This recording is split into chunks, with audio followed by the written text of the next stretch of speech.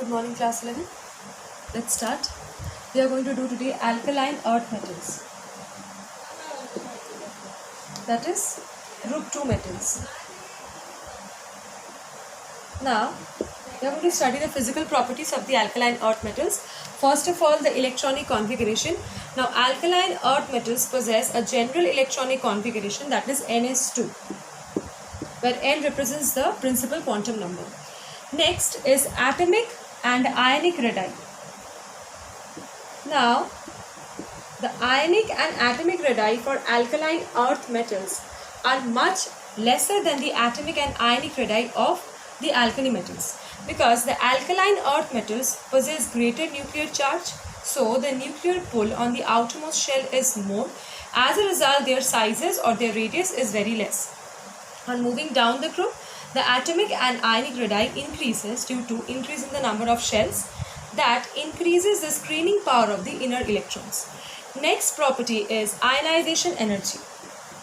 Now, alkaline earth metals, due to lesser size and greater nuclear charge, possess higher ionization energy compared to alkali metals.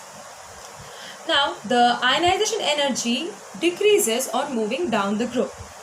If we compare some values, if we compare the IE1, means first ionization energy, with the second ionization energy of alkaline earth metals, we find that the IE2 values are much more than the IE1 values. Why?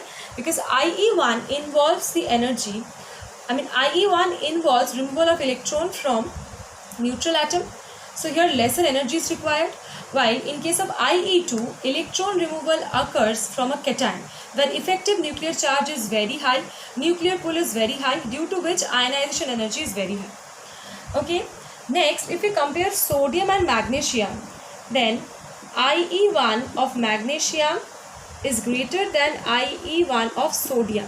Why? Because in case of IE1 of magnesium, electrons are removed from 3s2 configuration, which is very, very stable, right? But in case of sodium, it is 3s1, so this electron is easily removed. But if we compare the IE2 of magnesium with IE2 of sodium, then we find that IE2 of sodium is much more.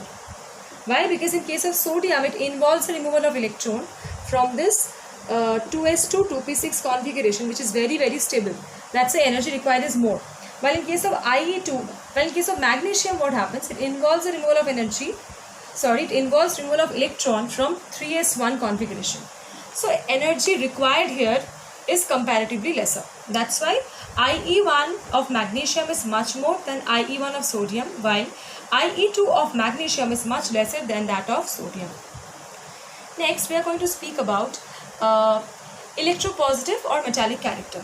Due to their low ionization energy values, alkaline earth metals have greater tendency to lose electrons and form cations. Though the electropositive character or the metallic character of the alkaline earth metals is much lesser than that of alkali metals. Okay, and on moving down the group, the electropositive or the metallic character increases. Now, we need to know this, that the alkali earth metals also acts as good reducing agents. Okay, and they are highly electropositive. Next, we come to the lattice enthalpy. A lattice enthalpy of alkaline earth metals are much higher than that of the alkali metals due to greater charge by radius ratio. And due to their higher lattice enthalpy, the alkaline earth metals possess greater melting and boiling points compared to the alkali metals. However, the variation in the melting and the boiling points is not regular. Next, we come to the hydration enthalpy. Now, hydration enthalpy of the alkaline earth metals are much higher than that of the alkali metals. Same reason, because of their greater charge by radius ratio. So, if we write the order of the hydration of the alkali metal ions, alkaline earth metal ions, then this is the order: B2 positive greater than Mg2 positive, greater than calcium, then strontium and barium. So this is the order of the hydration. So the order of the conductivity will be in the reverse. That is, this will be the order of the conductivity. Okay. Next is oxidation state. Now, alkaline earth metals possess 2 valence electrons, so they readily lose those electrons to exhibit an oxidation state of +2.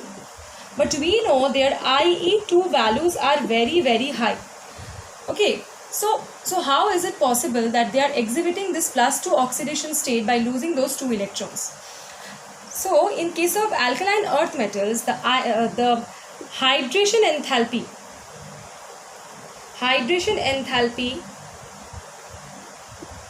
in solution is very high, or I can say lattice energy or lattice enthalpy in solid state is very high. It is due to the higher hydration enthalpy in solution and higher lattice enthalpy in the solid state for the alkaline earth metal ions, that the high value of the energy liberated over here, that can easily compensate the higher value of the ionization energy, and they can easily exhibit oxidation state of +2. Right? Next we come to the flame coloration. Now except beryllium and magnesium, other alkaline earth metal salts, they give characteristic color to their flames. Now due to the low ionization energy, the valence electrons get excited to higher states when flame test is performed. Higher states are unstable, so they return back to their ground state, emitting radiations that falls in the visible region. But in case of beryllium and magnesium, due to lesser size and comparatively greater ionization energy, the energy of the flame is not sufficient for the excitation of their valence electrons. So they will not give any color when flame test is performed. Okay. Now last of all we have the polarization. Now with increase in size of the ions, the extent of polarization decreases, covalency decreases. As a result, compounds are more ionic. That's why what happens, as beryllium possess your least size, means least ionic size, so the beryllium compounds are usually covalent. Okay, so that's it, class 11. Thank you.